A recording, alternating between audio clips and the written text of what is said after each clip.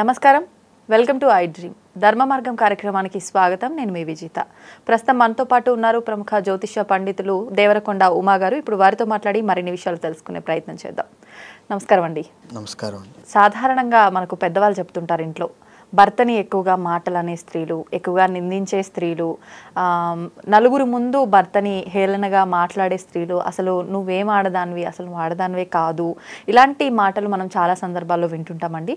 నిజంగా అలా అంటే భర్త తప్పు ఉన్నా లేకపోయినా ఒక మాట అంటే తప్పు ఉన్నప్పుడు అంటే తప్పేముంది అని మాట్లాడే వాళ్ళు కూడా ఉంటారు కదా, అది కరెక్ట్ కాదంటారా? అటువంటి వాళ్ళు నిజంగా ఆడవాళ్ళు అనటానికి కూడా పనికిరారంటారా? యాక్చువల్గా అమ్మ, ఇక్కడ చాణక్యుడి ప్రకారము స్త్రీలు 4 జాతులుగా వర్ణించబడ్డారు. పద్మిని, శంకిని, హస్తిని, చిత్రిని. అయితే ఇక 4 జాతుల యొక్క స్త్రీలు వారి వారి యొక్క ప్రవృత్తుల ఆధారంగా నిర్ణయించబడతారు. అయితే మన పురాణాలు చూసుకున్నా, మన చరిత్ర తీసుకున్నా సరే, ఒక శివుణ్ణి తీసుకుంటే పార్వతీదేవికి అర్ధభాగాన్ని ఇచ్చి అర్ధనారీశ్వరుడిగా భార్యకి అంతటి విలువ ఇచ్చాడు. అలాగే భార్యలు కూడా భర్తలకి సతీ సావిత్రి అవ్వచ్చు, అరుంధతి అవ్వచ్చు, ఇలా సీతాదేవి అవ్వచ్చు, ఎంతోమంది పతివ్రతలు భర్తకి ఎనలేని కీర్తి ప్రదర్శనలు తీసుకొచ్చి వాళ్ళ యొక్క పాతివ్రత్యాన్ని చాటి చెప్పుకున్నారు. అలాగా భార్యాభర్తల విషయంలో వాళ్ళ యొక్క అనుబంధం అనేది ఆ రకంగా ఉండాలి. సో ఇక్కడ ఏ కుటుంబంలో అయినా గమనించండి, భార్య కనుక భర్తని పేరు పెట్టి పిలిచినా, 10 మంది మధ్యలో తోలనాడినా ఆ కుటుంబం విచ్ఛిన్నం అయిపోతుంది. ఏదైతే ఇంటి యజమాని భర్త ఉన్నాడో ఆ భర్తని కీర్తించాలి.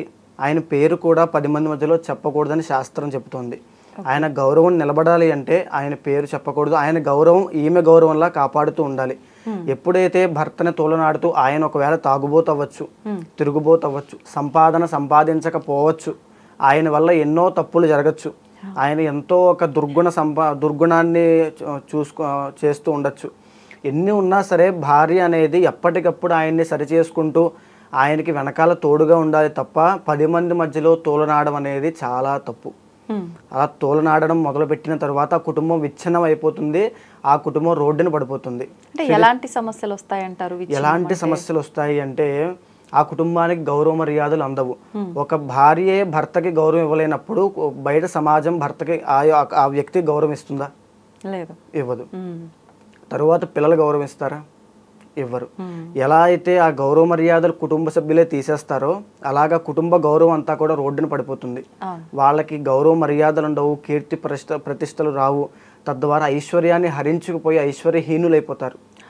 ఎక్కడైనా సరే శాస్త్రంలో భార్యాభర్తల అనుబంధం గట్టిగా ఉంటే వాళ్ళు ఎంతటి సమస్యనైనా దాటుతారు, ఎదుర్కోగలుగుతారు.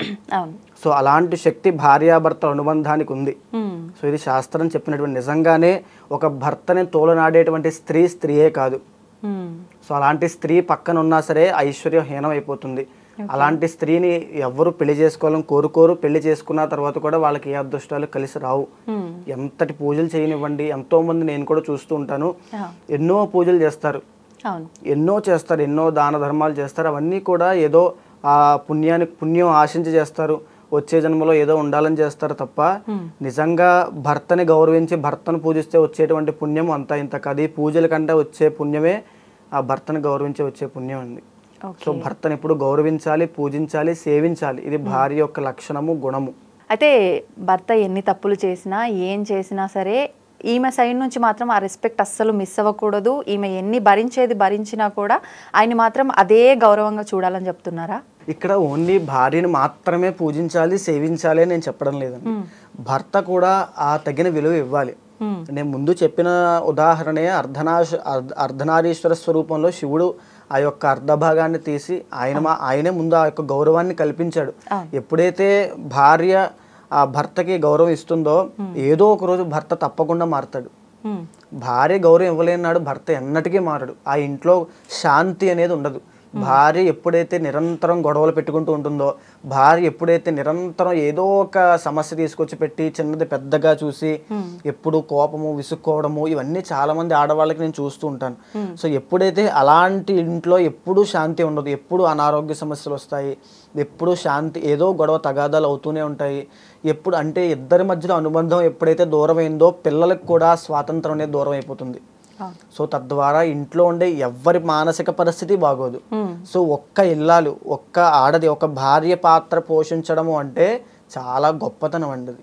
అది శాస్త్రం చెప్పినట్టుగా భర్తకి గౌరవిస్తూ కుటుంబ బాధ్యతలు స్వీకరించి పిల్లల్ని సక్రమ పద్ధతిలో క్రమశిక్షణగా పెంచుతూ ఉండేటువంటి భార్య పాత్ర సక్రమంగా పోషించగలిగితే ఆ కుటుంబంలో ఎంతమంది ఎన్ని కష్టాలు పడినా ఇంటికి వచ్చేటప్పటికి చాలా ప్రశాంతంగా ఉంటారు. సో అది ముఖ్యమైనదండి.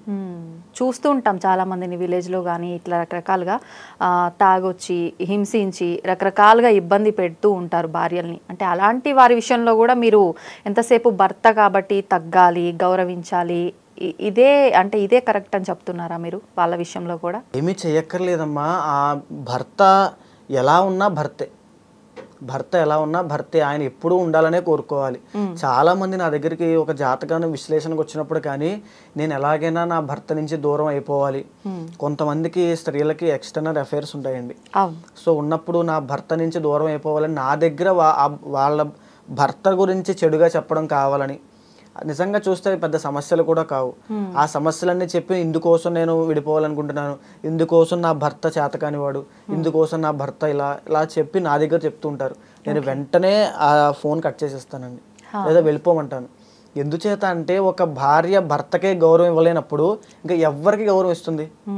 భర్తే కదా తను చనిపోయేంత వరకు జాగ్రత్తగా చూసుకునేది భర్త. ఒకవేళ భర్త సరిగ్గా లేడు అనుకోండి, జాగ్రత్తగా చూసుకోవట్లేదు, ఈమె మార్చుకోవాలి. ప్రేమతో మార్చుకుంటారో, అభిమానంతో మార్చుకుంటారో, సేవించి మార్చుకోలేదు అనుకోండి, ఇంకా అలాగే ఉన్నారు అనుకోండి, తప్పే ఉంది. భర్త ఇప్పుడు తల్లి తండ్రి ఉన్నారు, మనం ఆ తల్లిదండ్రికే పుట్టాలి అని మనం ఏమైనా పుట్టామా? మీరున్నారు, మీ తల్లిదండ్రులు ఏదో కొంచెం గొప్పగా ఒక ఐశ్వర్యవంతులు శ్రీమంతులు అనుకోండి, గౌరవిస్తున్నారు. రేపొద్దున ఏదో ఒక చిన్న కూలి పని చేసుకునే తల్లిదండ్రులు కడుపును మీరు పుట్టారనుకోండి, నువ్వు నా తల్లివి కాదు, నా తండ్రివి కాదు, దూరం వెళ్ళిపోతారు కదా. ఒక బంధం ఏర్పడిన తర్వాత మంచి అయినా చెడైనా కష్టమైనా నష్టమైనా తప్పకుండా అక్కడే ఉండి తీరాలి. అదే ఆ పాత్రకి గొప్పతనం.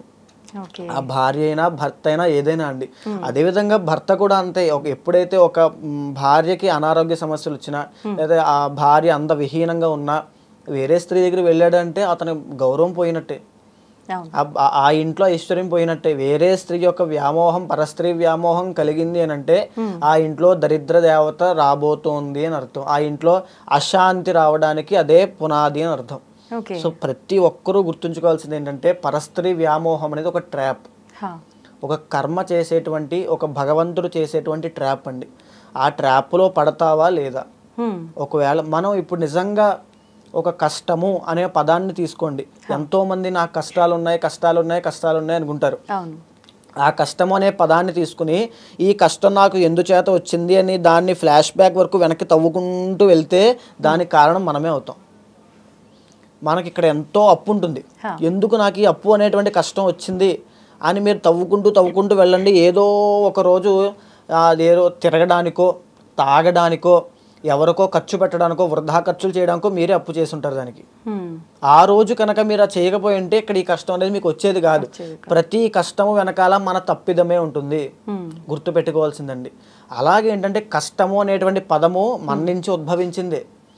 ఇప్పుడు ఫర్ సపోజ్ మన పక్కింట్లో ఏదో ఒక యాక్సిడెంట్ ఏదో జరిగింది అనుకోండి, ఏదో ఒక అమంగళకరమైనది ఏదైనా జరిగింది అనుకోండి, మీరు కాసేపు వెళ్ళి చూస్తారు. ఏంటంటే ఒక ఒక యాక్సిడెంట్ జరిగింది, సంథింగ్ ఒక ఈవెంట్, ఒక శుభకార్యం జరిగింది పక్కింట్లో. అది పక్కింట్లో జరిగేంత వరకు అది ఒక ఈవెంట్. అదే శుభకార్యం మన ఇంట్లో జరిగితే ఒక ఎమోషన్. అంతే. పక్కింట్లో పెళ్లి జరిగితే ఒక ఈవెంట్ జరిగింది అనుకుంటాం, మన ఇంట్లో పెళ్లి ఆనందంతో పొంగిపోతాం. ఆ పక్కింట్లో ఎవరైనా చనిపోతే అయ్యో కానీ కాసేపు అనుకుంటాం, మన ఇంట్లో జరిగితే డిప్రెషన్తో మునిగిపోతాం. ఏదైనా సరే కష్టాన్ని కానీ దేన్నైనా మనం సాల్వ్ చేసుకునే విధానంలో ఉంటుంది. దానికి మనం పునాది వేయకుండా ఉండాలి అంటే పరస్త్రీ వ్యామోహం అనేది ఒక ట్రాప్. ప్రతి ఒక్కరూ గుర్తుపెట్టుకోవాలండి. ఇది పరస్త్రీ వ్యామోహంలోకి వెళ్తున్నారంటే కుటుంబం విచ్ఛిన్నం అవ్వబోతోంది, కుటుంబంలోకి కలహాలు, అశాంతి రాబోతున్నాయి, ఆ మనిషి అధోగతి పాలవ్వబోతున్నాడు అని అర్థం. సో ఏ భర్త అయినా భార్య అయినా ఇంకా పర అనేటువంటి శబ్దము రాకూడదు, వాళ్ళిద్దరి మధ్యలోనే ఏదైనా ఉండాలి. అలా ఉండమనే శాస్త్రం చెప్పిందని. మన పూర్వీకులు మహర్షులు వీళ్ళు పెళ్ళిళ్ళు చేసుకున్నా చేసుకోకపోయినా వాళ్ళ యోగ దృష్టితో, వాళ్ళకి ఉన్నటువంటి దివ్య జ్ఞానంతో భగవంతుడు చెప్పినటువంటి విషయాలు కొన్ని వాళ్ళు గ్రహించి రాసినవి ఇవన్నీ కూడా. చాణక్యుడు చెప్పాడు కదండి 4 జాతుల స్త్రీలని. ఎలా చెప్పగలిగాడు, వాళ్ళ యొక్క గుణాల ఆధారంగా చెప్పగలిగాడు. సో అలా ఏంటంటే ప్రతి స్త్రీ భార్య భర్తకి ఖచ్చితంగా గౌరవం ఇచ్చి తీరాలి, లేకపోతే వాళ్ళు ఎన్ని పూజలు చేసినా పని చెయ్యవు. ఓకే. భర్త భార్యకి అదే గౌరవం ఇవ్వాలి. 10 మంది మధ్యలో భార్యని తోలనాడడం కూడా భర్త చేసేటువంటి తప్పిదమే. దానివల్ల భార్య అంటే ఏంటంటే భర్తలో సగం. ఆయన తిట్టుకున్నట్టే కదా.